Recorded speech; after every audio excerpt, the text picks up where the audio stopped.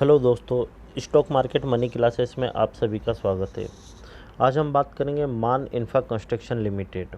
इस कंपनी के बारे में बात करेंगे, अभी ये कंपनी कैसे परफॉर्म कर रही है और फ्यूचर में ये कैसे परफॉर्म करेगी। अगर इस कंपनी के शेयर के बारे में बात करें तो अभी ये 70 रुपीज़ के आसपास चल रहा है। अगर अपन इसकी ग्रोथ देखें तो एक साल में इसका कंटिन्यू ग्राफ पैटर्न में इसको आपको ग्रोथ कंटिन्यूसली नज़र आएगी। और अगर परसेंटेज में अगर हम इसकी ग्रोथ देखें तो एक साल में 168% का रिटर्न दिया है, 6 मंथ में 95% का रिटर्न दिया और 3 मंथ में 35% का रिटर्न इस कंपनी ने दिया है। मतलब अगर अपन इसका पैरामीटर देखेंगे 1 साल से 5 साल तक या 6 महीने से 5 साल तक, तो इसको कंटिन्यू सभी इसके जितने भी इंडिकेटर है वो सभी आपको ग्रीन मिलेंगे। अब कंपनी अगर ग्रीन पैरामीटर है तो कंपनी ग्रोथ कर ही रही है। अब अपन इसके परफॉर्मेंस की बात कर लेते हैं। अगर अपन देखें तो इसका मार्केट कैपिटलाइजेशन 1741 करोड़ है।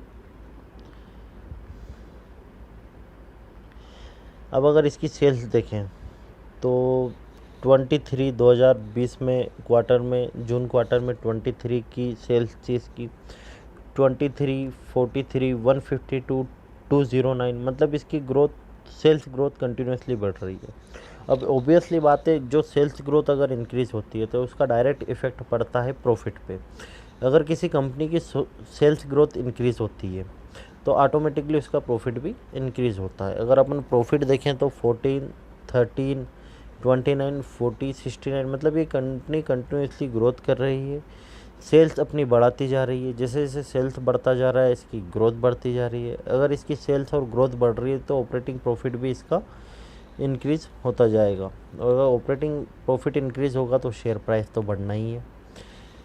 अब अगर इसकी प्रॉफिट की बात करें, नेट प्रॉफिट की, तो नेट प्रॉफिट 2, 1, 13, 16 और 33, अभी लास्ट क्वार्टर में इसने 33 का ग्रोथ अचीव करा है।